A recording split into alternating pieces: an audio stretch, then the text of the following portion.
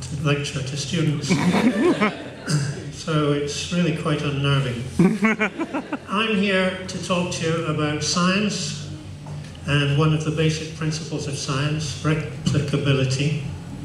And I want to talk to you about physiology, because where would we be without it? And I want to talk to you about a body, the most amazing body that I came in contact with.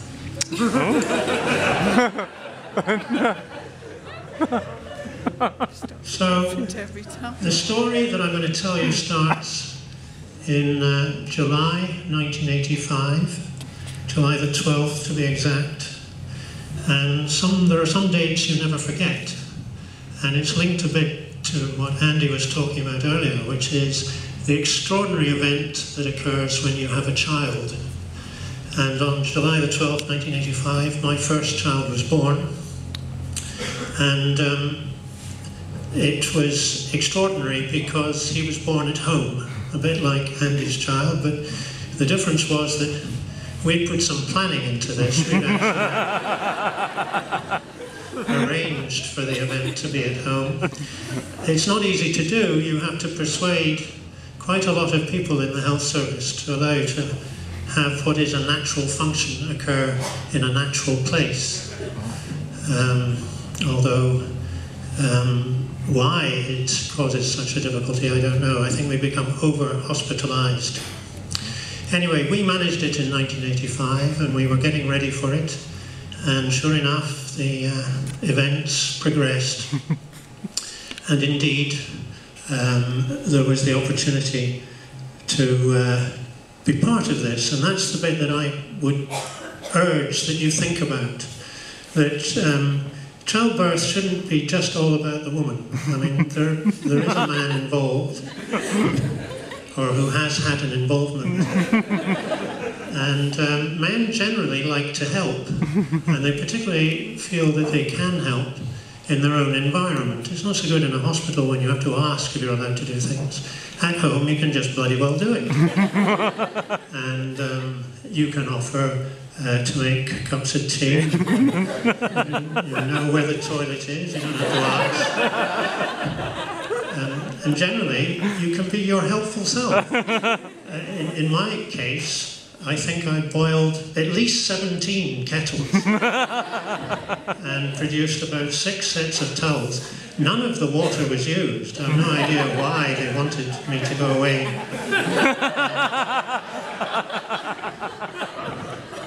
In a sense, waste my time. They were all very pleased when I came back. And so it progressed. And then there was a lot of shouting and screaming, and then the most extraordinary noise. And there indeed was my first child. And as Andy said, there are all sorts of emotions that sweep through you. There's pride, there's huge love, and a tad of nausea. Blood and snot and all the rest of it that's around.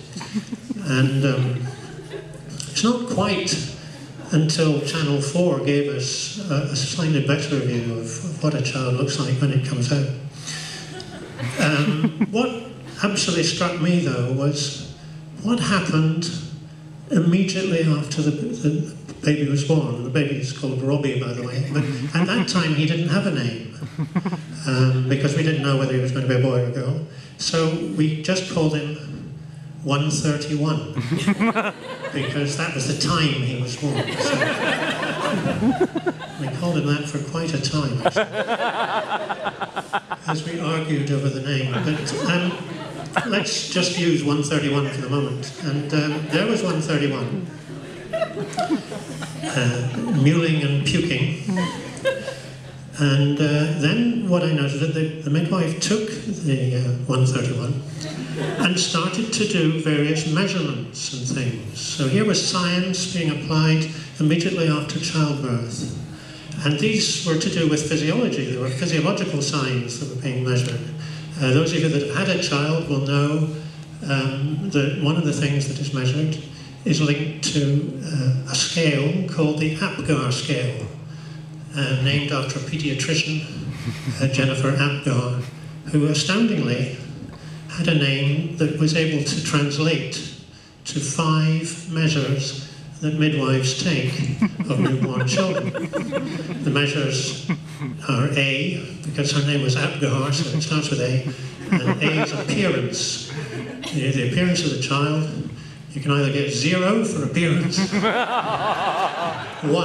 or 2. And each of these you can get 0, 1 or 2. The total is 10 if you've got a perfectly healthy child.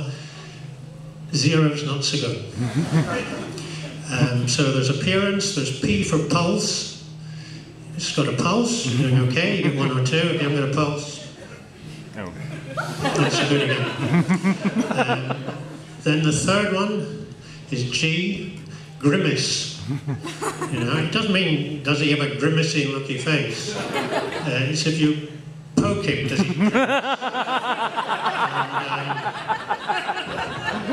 And then there's 2 more. There's another one called A for activity. Do the arms do what they're supposed to do? And the legs flex in the right way?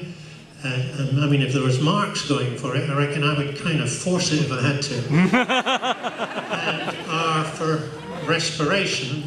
Again, is the child breathing? Yeah, you get a point. If he's not so good. And if he's crying, that's good. And it actually says a lusty cry, which that was when lust was okay. Would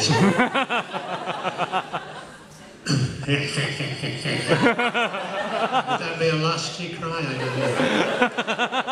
Anyway, what amazed me about this was that this child is being measured.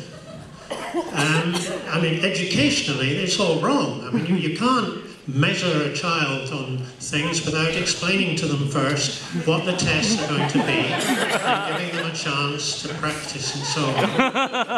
And I know I'm sounding a bit like a pushy parent, but I'm sure that if I'd been just given a couple of minutes before the measurements, I could have got that grimace up from a 1 to a 2. I mean, look at me. We could have done it.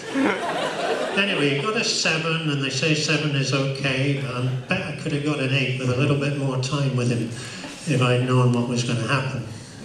But the Apgar score is one thing, but there's another 2 things that they do, which is to do again with physiology, which is check reflexes. And that's to check that the central nervous system has connected both to from the head to the tail, the cephalocaudal process, and the proximodistal process. And those means testing reflexes at the extremities. So you will see a midwife tickle a child's sole of the foot to watch which way the toes go, and you will also see her check the grasp reflex, where the palm of the child is stimulated and the child's fingers will wrap around that finger. And you may have seen midwives take a baby and I'll do this, pull it up off the bed just by that grasp reflex. And while that was happening, I liked to talk, and I was saying, that's interesting, and the midwife would say, yeah, that's really interesting. And then she said, they say in the textbooks that that grasp reflex is strong enough that you can actually hang a baby on a washing line. Oh, that's amazing. And then they went for another couple of reflexes. There's the walking reflex. They hold the child above the bed and it looks as if it's walking. It can't, so we put it out. But it seems to fascinate midwives. And there's another one that they do, which I thought was, I don't know, ethically if it's right. It's called the startle reflex. And they do that by just dropping the child onto the bed. And the child has got to go like that. And most do. Anyway, all these things were ticked off and numbers put in where they were supposed to be and Apgar scores entered. And then the midwife snapped her briefcase shut and said, right, that's us done. And off they went. Her and her student midwife mate. And leaving me with a two-hour-old baby and a wife who was now knackered and fast asleep. I was quite proud that somebody thought that I would be okay looking after a child with absolutely no qualifications whatsoever, except boiling kettles and wringing towels and talking to midwives. But when you're on your own, I don't know if you're the same, things come back to you and you think about them and you wonder about them. And I wondered about this thing about hanging a child on the washing line. I was thinking, well, what would you need if you're going to test that, you know, as a scientist? You'd probably need a 2-hour-old baby and a washing line. And you probably need the mother to be fast asleep.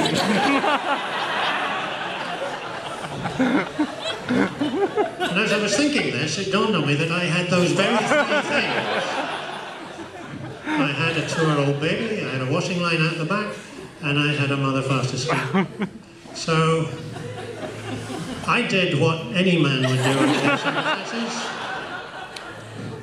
Picked up my newborn son and said, let's go and explore. So off we went out into the back garden. I said you need 3 things, you actually need 4. And you need just to check that there's nobody looking at the neighbouring windows. You know what neighbours are like, they're very nice to you, but then there's hanging it on the washing machine. So, just picture the scene. It's a lovely July day, the sun is out, there's a back garden, there's a washing line, there's a father pretending he's knowing what he's doing, and the smallest baby ready in a little, you remember the baby grows when the arms don't quite get to the ends? So I took him up to the washing line, and I said, right, let's do this. So, one hand up, bonk. I'll have to do this. Second hand up, bonk. Now then, shall I let him go? And I thought to myself, what could happen? Well, he could probably fall.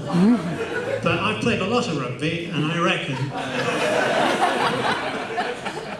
I've been described as fairly sound under the high ball. So there was evidence that this wouldn't be a disaster, I thought. So I regarded it as my Robert Falcon Scott moment. I mean, if you've travelled that far, he went to the South Pole, remember? You might as well continue. So I held, and then I let go. And the answer is, he swang then. Oh.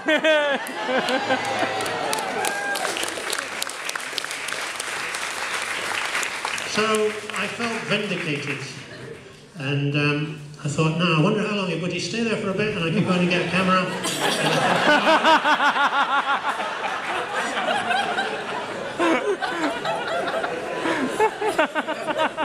I mean, that was back in 1985 when a telephone looked like a house brick, so there were no mobile phone cameras then. So I thought, no, enough's enough, you're pushing your luck, let's take him down and in. So unplugged him.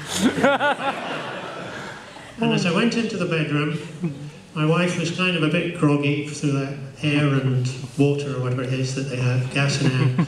She said, oh, what's going on, what's going on? I said, no, nothing. What have you been doing, what have you been doing? I've just been hanging out with my son. Men are good at that. It's not quite a lie. There are elements of truth in it. So we put the baby down in the new built cot, and I lay down as well because I was in that kind of post-euphoric, I've done something different state. And I thought, right, I must get some sleep now, but I couldn't get to sleep because I kept thinking of something else the midwife had said. And then I remembered what it was. She said that if you put a newborn baby into a swimming pool, it will float. And if I come to another of these bright events, I'll tell you about that next time.